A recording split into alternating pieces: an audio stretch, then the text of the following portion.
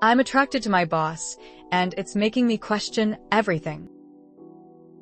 I'm 29, and I've been working at this company for about 2 years now. It's a decent job with a stable salary, but I've always been pretty indifferent about the workplace. That is, until I met my boss, Chris. Chris is 43, tall, well-built, always well-groomed, and incredibly successful. He runs the company with a kind of effortless charisma that commands respect. The first time I met him, I felt something shift inside me. It was subtle at first. Maybe it was the way he looked at me when we shook hands, or the way he made me feel like I was the only person in the room. He's professional, always businesslike, but there's this undercurrent of something more, something unspoken. At first, I brushed it off. After all, he's my boss. That's not a line you cross, right?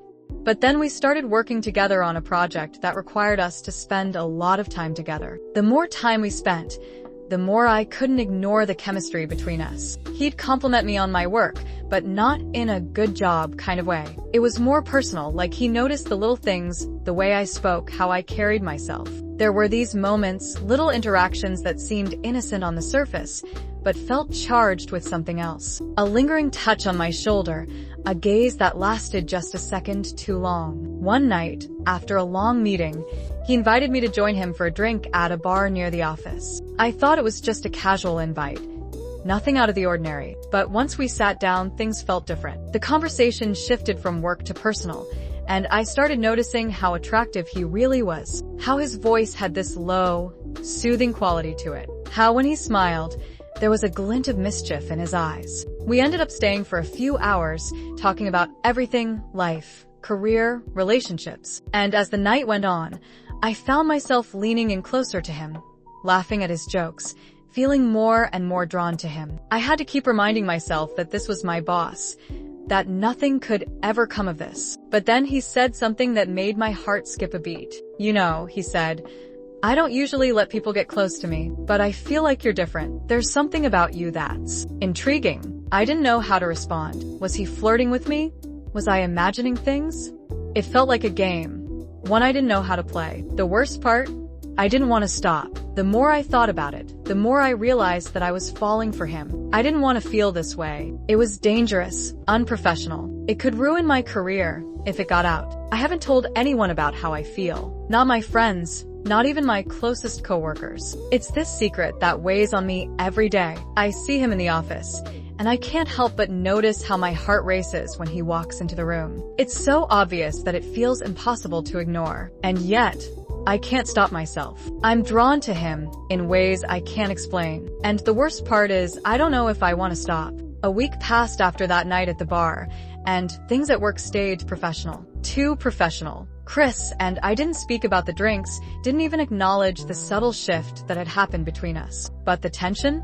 It was still there. Every meeting, every passing glance, every time we stood too close at the coffee machine, it was like walking a wire strung too tight. Then came the business trip. It was a 2-day conference out of town. My team was supposed to go, but at the last minute, 2 people dropped out, leaving just me and Chris. We flew out together, checked into the same hotel, different rooms, obviously, and spent the whole first day immersed in panels and meetings. But that night, everything changed. There was a dinner for attendees at the rooftop of the hotel. Everyone was mingling, drinking wine, making small talk. Chris and I ended up at a corner table, away from the crowd. He looked different under the soft lighting, more relaxed somehow. He ordered a bottle of red and poured me a glass without asking. We talked about work for a bit, but then the conversation turned personal. He asked if I was seeing anyone. I said no, which was true, technically. There was someone I'd been casually dating, but I hadn't thought about him in weeks. When I asked him the same question, he just smiled and said, "Not really." Then he looked at me and said, "I think I've been distracted." That was the moment, the pause, the space between words that said everything without spelling it out. My heart was racing. I should have changed the subject. I should have stood up and walked away, but I didn't. I held his gaze and asked, "By what?" He didn't answer right away. He just said, "You know." The silence between us felt loud. When we stood to leave, we didn't go straight to our rooms. We ended up walking through the city for almost an hour, just the two of us. Every time our hands brushed, it felt like a spark. At one point, we stopped to admire a street mural, and I turned to say something, and he was so close. He touched my cheek. Softly, slowly. "I'm not supposed to feel like this about someone I work with," he said. "But every time I'm near you, I forget why I shouldn't." And then he kissed me. It wasn't rushed. It wasn't sloppy. It was deliberate and deep, and it made my knees weak. For a moment, nothing else existed. No job, no rules, no consequences. We didn't sleep together that night. I pulled away, eventually, told him I needed to think. He nodded, respectfully, and we went back to the hotel like nothing had happened. But something had. Something big. Now we're back at work, pretending it didn't happen. No one knows. We act normal. But every time I pass his office, I remember the way his mouth felt on mine. The way his hand lingered on my hip when he pulled me close. The way I wanted more. I've never felt this kind of pull toward someone. It's not just attraction. It's something deeper. Something dangerous. And I don't know how long I can keep pretending. It's been 3 weeks since the night Chris kissed me. Since then, we've fallen into a rhythm of pretending. Stolen glances in meetings, casual hellos in the hallways, professionally worded emails that hide far more than they say. On the surface, nothing's changed. But underneath, everything is different. I can't stop thinking about that kiss. Or the look on his face right after. Like he regretted it, or worse, like he didn't and was terrified of what that meant. And I haven't stopped wanting more. Last Friday, I stayed late at the office. It wasn't planned. I just needed to finish a report, and the quiet helped me focus. Around 8 p.m., I realized I wasn't alone. Chris's office light was still on. I could see him through the glass wall, sitting at his desk, jacket off, sleeves rolled up, staring at his computer like it had personally offended him. I hesitated, but something made me walk over. I knocked gently. He looked up, surprised but not displeased. "Burning the midnight oil?" he asked, his tone lighter than his eyes. "Trying to impress my boss," I said. He smiled, that slow, quiet smile that made my stomach flutter. "Come in." I sat across from him. We made small talk at first, but it didn't last. The room felt too quiet, too warm. Finally, I asked him what he was really doing there so late. He hesitated, then said, "Avoiding going home." "Why?" Another pause. Then, "Because home is empty, and here you're here." My breath caught in my throat. He stood up, walked around the desk, and leaned against the edge just a few feet from me. He didn't touch me. He didn't have to. The air between us was electric. "I think about you," he said softly, "more than I should." My voice was barely above a whisper. "Me too." He reached out, brushed a strand of hair from my face. And then, like neither of us could stop it anymore, he pulled me into him and kissed me again, slower this time.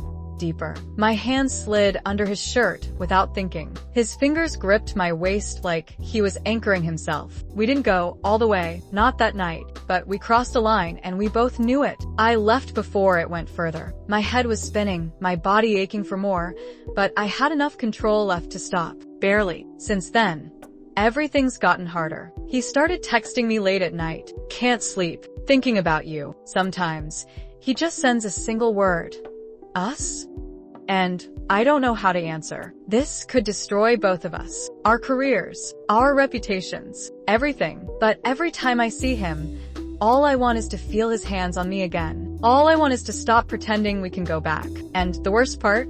I don't even want to. It all came to a head one night when he called me. I was in bed, lights off, the TV playing something I wasn't watching. My phone buzzed and I saw his name. Just his name, no message. I hesitated, heart pounding, then answered. He didn't say hello. He said, "I'm at the hotel, the one near the office, room 512. I shouldn't be calling you, but I am." Silence stretched between us, heavy, loaded, and then, without thinking, I said, "I'll be there in 20 minutes. I don't remember what I threw on. I just remember the rush, the quiet chaos in my chest, like something huge was about to happen and I couldn't stop it. When I walked into that hotel room, he was sitting at the edge of the bed, tie loose, eyes tired and burning with need. He stood when he saw me, and we didn't say a word. No small talk. No excuses. We kissed like we were starving. We didn't hold back this time. Clothes came off like they didn't matter.